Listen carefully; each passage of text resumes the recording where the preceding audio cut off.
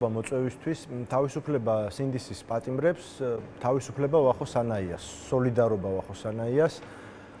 დღეს კიდევ ერთი მწვერვალი დაიპყრო მურუსიძე ჩინჩალაძის სასამართლომ, თუ მანამდე უფრო მცირე ვადიანი ადმინისტრაციული პატიმრობები გამოიყენებოდა ხოლმე, ახლა ვახოს ანაიას შემთხვევაში 14 დღიანი, ორკვირიანი პატიმრობა გამოიყენა. Რა თქმა უნდა, თვითონ ეს რეგულაციები, რომელიც მიიღო ბოლო პერიოდში ქართულმა ოცნებამ, არის არაკონსტიტუციური, ეწინააღმდეგება დემოკრატიის პრინციპებს, მაგრამ მათი აღსრულების ინტენსივობა, ის სასჯელები და სახდელები, რომელსაც სასამართლო ასე კანფეტებივით არიგებს, თვითონ არის არაპროპორციული.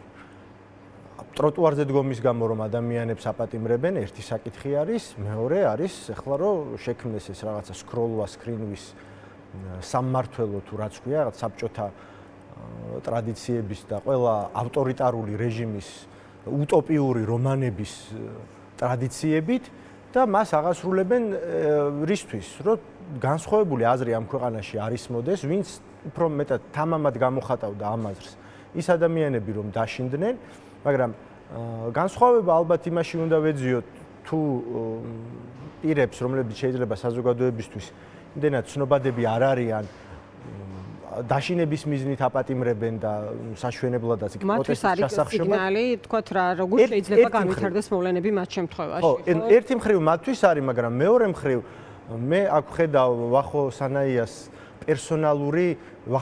პერსონალური შურისძიების საფუძველსაც, იმიტომ რომ ახლა ვის წარმოუდგენია ვახოს ანაია გაჩუმდეს. მან გააკეთა კიდეც ეს კომენტარი 14 დღის მერე გამოვა და კლავაც გააგრძელებს იმას, რასაც აკეთებდა თავის საქმესაც, რომელსაც ემსახურება, როგორც თავისუფალი მედიის წარმომადგენელი, თქვენი კოლეგა და ამავდროულად ადამიანი, რომელიც საკუთარ აზრს გამოხატავს, კრიტიკულ აზრს გამოხატავს, ინფორმებით, რომელიც მან აირჩია და არანაირ ზეგავლენას ეს ვახოს ანაიაზე და მის განეიტრალებაზე ჭყალებში, როგორც ეს რეჟიმს სურს, ნამდვილად ვერ მოახდენს. თუმცა მე დარწმუნებული ვარ, რომ ის ადამიანები, რომლებიც წელიწად ნახევრის განმავლობაში დგანან ქუჩაში, შეიძლება ყოველდღიურ რეჟიმში არ დგანან ქუჩაში, მაგრამ არეპუებიან ამ რეჟიმს, არეშინიათ და ესეთი ადამიანები არიან ნამდვილად დასაფასებლები, ნამდვილად არ შეწყვეტენ ბრძოლას, ნამდვილად არ აიღებენ ხელს იმაზე, რასაც აკეთებდნენ, იმიტომ რომ ისინი ემსახურებიან ამ ქვეყნის ხვალინდელ მომავალს, სარგებლობენ საკუთარი კონსტიტუციური უფლებებით. ქუჩაში დგომა იქნება ეს თუ თავისუფალი აზრის ხმამაღლა გამოხატვა, კრიტიკული აზრის ხმამაღლა გამოხატვა და ეს ვერანაირ შედეგს ვერ მოახდენს. რამდენი შემთხვევა ვნახეთ, ათობით შემთხვევა ვნახეთ. თავი რომ დავანებოთ იმ სისხლის სამართლის საქმეებს, რომელიც ჩვენი სინდისის პატიმრების წინააღმდეგ აქვთ შეკერილი, თავი რომ დავანებოთ პოლიტიკური ლიდერების და პოლიტიკოსების წინააღმდეგ შეკერილ საქმეებს, ხო? რამდენიმე დღის წინ უბრალოდ გუშინ იყო მე მგონი, როდესაც საერთაშორისო გამჭვირვალობამ 91 პირის, 90-ზე მეტი პირის სია გამოაქვეყნა, რომლებიც აკმაყოფილებენ ევროსაბჭოს საპარლამენტო ასამბლეის კრიტერიუმებს პოლიტიკური პატიმრობისა. რამდენიმე კრიტერიუმი აქვს პასეს და უმეტესობა მათგანი 5-ვე, ანუ ყველაზე მაქსიმალურ რაოდენობას კრიტერიუმების აკმაყოფილებს. ამდენი პოლიტიკური პატიმარი არ ჰყავს პუტინს და არ ჰყავს ლუკაშენკოს. და რა ვიცი, ასეთი ტენდენციით ძალიან მალე დაეწევიან და გაასწრებენ საბჭოთა საქართველოს და მის მემკვიდრეობას ქართული ოცნების რეჟიმი. გიორგი. დიახ.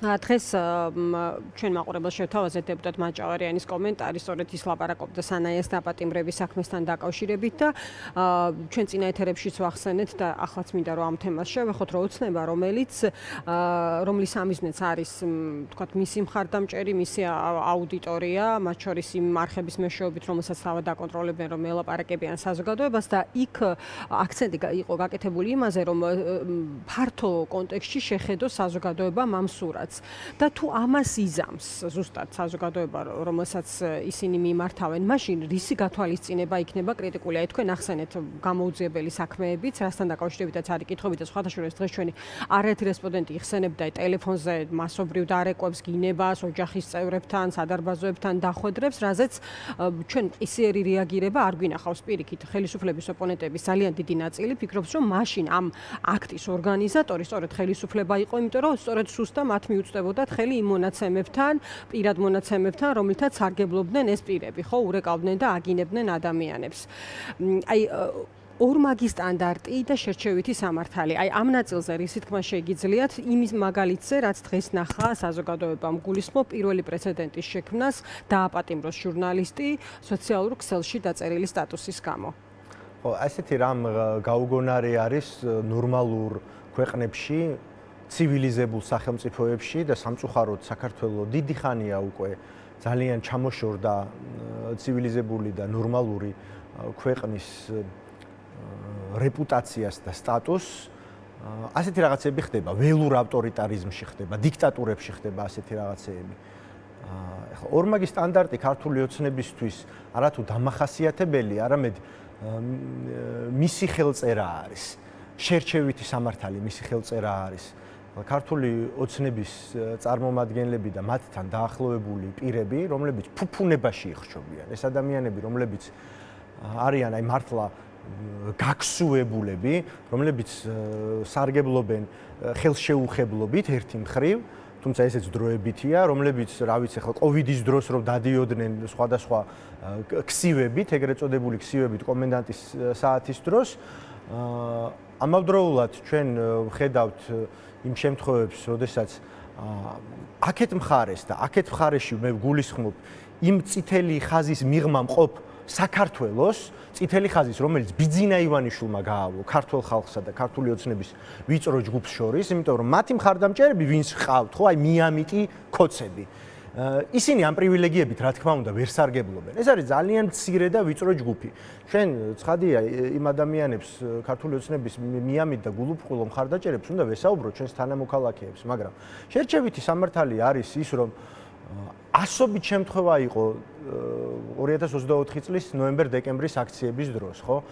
დასახიჩრების, სიკვდილის პირამდე მიყვანის, ხო? თქვენი კოლეგების, მათ შორის მაკა ჩიხლაძის, გიორგი შეწირულის, გურამ როგავას, დათო კაცარავას, ლევან ხაბეიშვილის, ხო, რამდენი ჩამოვთვალოთ, ცნობილი და გახმაურებული. ერთი მხრივ აი ამ ტიტუშკების ნამოქმედარი, რომელზეც ქართული ოცნება გვეუბნება, რომ ვერ დავაიდენტიფიცირეთო, 100-ზე მეტი დაზარალებულია ყველაფერს თავი დავანება და ვინმე პასუხისგებაში მისცეს ეს საერთოდ არავინ.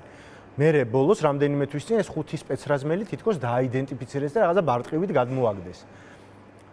ეს ერთი მხრივ კორუფციულ საქმეებზე დაპატიმრებული პირები, მაღალჩინოსნები და მთავრობის წევრები მეორე მხრივ, ხო, ვიცით როგორც ხდებოდა და ამ დროს აპატიმრებენ ადამიანებს მზია ამაღლობელი სილის გაწვნისთვის და ლოყის გაწითლებისთვის ამდენი წლით პატიმრობაში გაუშვეს, მაშინ როდესაც სემატყეპა გამართეს პარლამენტში, ხო? ქალზე ძალადობის შემთხვევების გამო რაღაც დიდი აჟიოტაჟი ატეხეს და გვახსოვს კალაძის შტაბის მიმდებარედ ატეხილი აჟიოტაჟი რომ იყო და ნახეთ როგორ ძალადობდნენ, მართლა ვიდეო კადრები არსებობს და პირდაპირ ეთერში ქალებზე. არავინ პასუხისგებაში არ მიუციათ. და თან იმუქრებიან საზოგადოებას, რომ აი დიდი სურათი დაინახეთო და აი ვინც ამას გაბედავსო, დაისჯებაო. საზოგადოებას მე მგონი უნდა ჰქონდეს გამბედაობა და როდესაც წინა კითხვის პასუხად მე ვახსენებდი ადამიანებს, რომელთაც არ ეშინიათ და რომლებიც არ გატყდნენ. აი მათ უნდა მიბაძონ სხვებმაც, იმიტომ რომ ერთი არის, როდესაც ქართული ოცნება ემუქრება ხალხს და აშინებს ხალხს და მეორე არის ის, რითიც ემუქრება. უფრო ხშირად და უმეტესწილად თვითონ მუქარა არის, რასაც იყენებს ქართული ოცნება ინსტრუმენტად და ვინც ამ მუქარას არ შეუშინდება, ის აგრძელებს ბრძოლას. გიორგი, კიდევ ერთი თემა, რაზეც მინდა რომ ვისარგებლო და მოვაქონდეს თქვენი შეფასება, ეს არის ის თუ რატომ არ მისცეს დიპლომატებს პოლიტიკოსების სასამართლოზე დასწრების უფლება. ამ ინფორმაციას უკვე იცნობს ჩვენი მაყურებელი, ასევე იციან მათ, რომ 8 ოპოზიციონერი პოლიტიკოსის საქმის განხილვა სექტემბერში განახლდება და თქვენი შეფასება რა არის? ხო, ეს თქვენ პოლიტიკურ გუნდს ეხება, ცხადია ეს ამბავი, ეს იცის ძალიან კარგად ჩვენმა მაყურებელმა და როგორც ირკვევა ამ შუამდგომლობას არ დაეთანხმა ასევე ბრალდების მხარე. რატომ, როგორ ფიქრობთ, თქვათ რა არის ამის მიზეზი?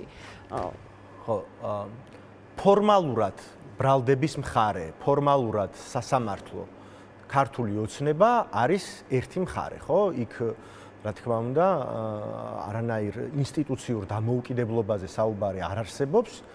ყველა ის ოფიციალური უწყება არის ბიძინა ივანიშვილის ნების შემსრულებელი და აღმსრულებელი.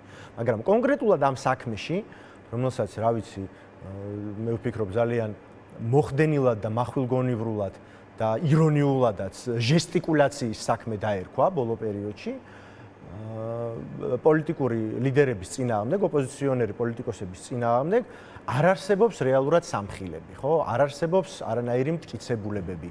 ხო, ნანა კაკაბაძის, ვატო შაქარაშვილის და მათი კომპანიონების საჩივრის საფუძველზე წამოიწყო თურმე ამხელა პოლიტიკური მნიშვნელობის მქონე საქმე პროკურატურა. განისაზღვრა მტრული სახელმწიფო, ხო, განისაზღვრა. და მით უმეტეს მაშინ აი ხო ჩდება კითხვა, რომ თუ არაფერი არ არის და ეს პირველ რიგში უნდა მოიხსენებოდეს მას, ვისაც უნდა მოიხსენებოდეს, რატომ არ არის შესაძლებელი, რომ დიპლომატებმა მოგახსენებთ, აი აქ მინონ ეს ყველაფერი. აი აქ მივდივართ, ხო?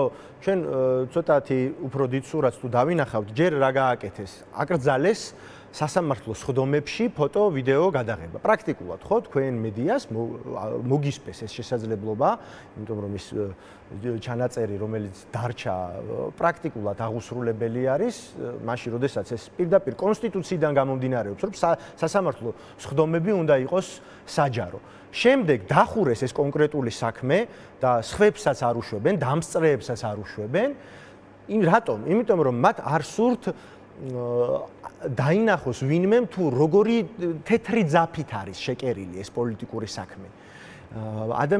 პოლიტიკოსებს ზდევნიან იმის გამო, რომ ისინი აღასრულებენ რეალურად თავიანთი როგორც პოლიტიკოსის ფუნქციას, ხო? უფრო ფართო საერთაშორისო გამოხმაურებისგან თავის არიდება არის მიზანი, ამუარი ეს. დიახ, მით უმეტეს ახლა ქართული ოცნება მიუხედავად თავისი იზოლაციონისტური პოლიტიკისა და საიდკენაც მიაქანებს ამ ქვეყანას და როგორი ანტიდასავლური რიტორიკა და პოლიტიკაც აქვს, მიუხედავად ამისა, მას მოუწევს რაღაცებზე პასუხის გაცემა და შესაბამისი პოლიტიკური ფასის გადახდა.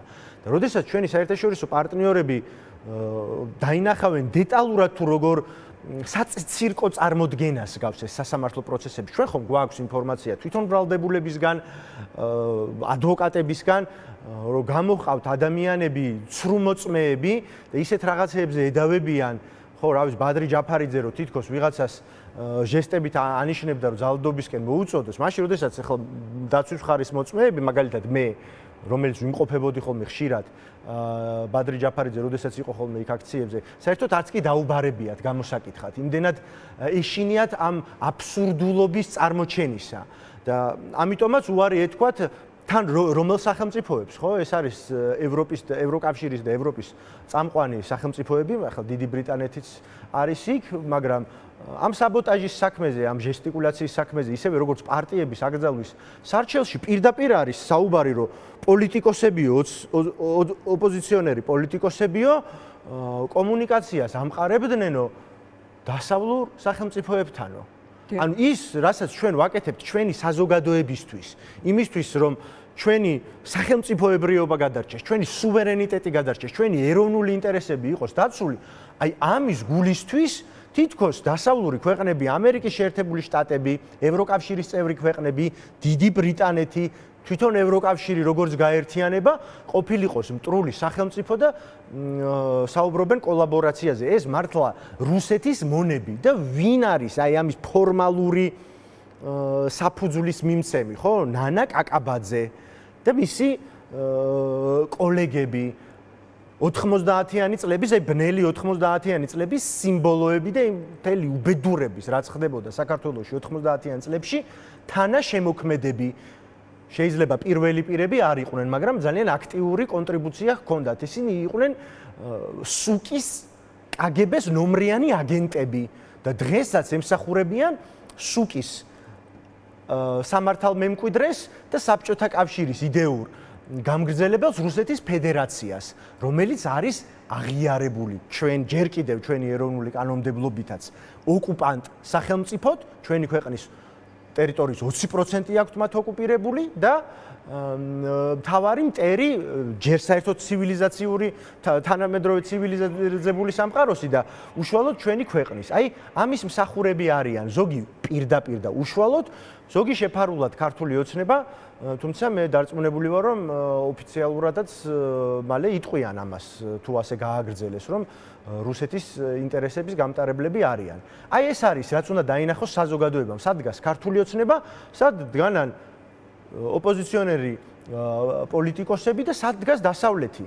სტრატეგიულ პარტნიორებად აირჩიეს ირანი, ჩინეთი ქართულმა ოცნებამ, მაშინ, როდესაც ამ სახელმწიფოებს არც ერთი რეზოლუციისთვის საერთაშორისო დონეზე, მათ შორის გაეროში, მხარი არ დაუჭერიათ, რომელიც ეხებოდა საქართველოს ტერიტორიულ მთლიანობას, საქართველოში იძულებით გადაადგილებულ პირებს, საქართველოს ეროვნულ ინტერესებს. და დასავლური ქვეყნები, ამერიკის შეერთებული შტატები და ევროკავშირის ქვეყნები მიუხედავად იმისა, რომ ქართულმა ოცნებამ ყველანაირი ხიდი დაწვა მათთან და სტრატეგიული პარტნიორობა გაგვიუქმდა მათ პირობებში ამერიკის შეერთებულ შტატებთან, მხარი დაუჭირეს ისევე როგორც ყოველთვის უჭერდნენ იმას, რაც შედის ჩვენი ქვეყნის ეროვნულ ინტერესებში და რაც იცავს ჩვენი ქვეყნის სუვერენიტეტს.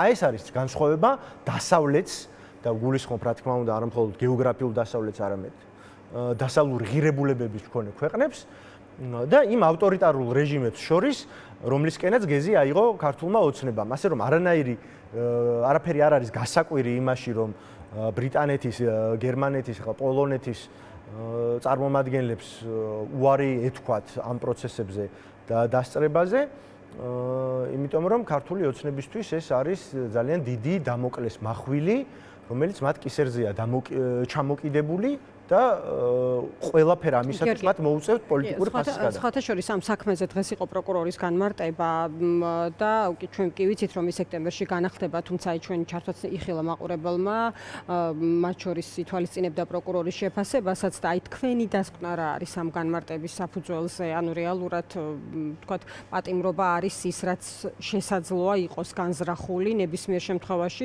ეს რამდენიმე კვირის შემდეგ იქნება თუ იქამდე, ამას შესაძლოა არ კონტეს დიდი მნიშვნელობა. აი თუ იცნობთ ამ შეფასებებს და თქვენ როგორ ხედავთ ამ პროცესში ბრალდების მიზნებს, რაზეა ის დამოკიდებული, როგორ? არანაირი ბრალდების მიზნები არ არსებობს და არანაირი სტრატეგია სახელმწიფო ბრალდებას, ფორმალურად სახელმწიფო ბრალდებას არ აქვს.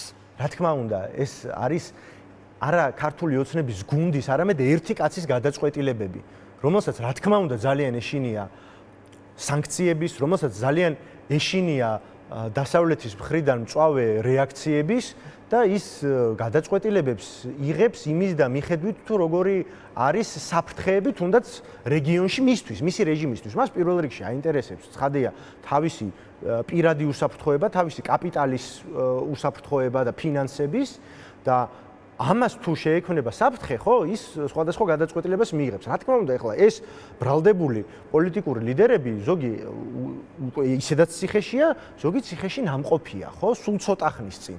ეს კი არ არის მისთვის პრობლემა და არც სამართლებრივი საფუძველი რო არსებობს, ამის თქმაც კი ზედმეტია.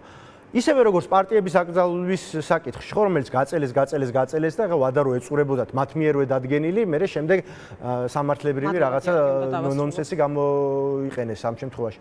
ასე რომ როგორ გადაწყვეტილებასაც მიიღებს ბიძინა ივანიშვილი, ისე მოხდება, ოღონდ ეს იქნება ძალიან ძიმე ფასის საფასურად ქართული ოცნებისთვის. მადლობა, დაგემშვიდობები, გიორგი სიორიძე საუბრობდა ჩვენს ეთერში.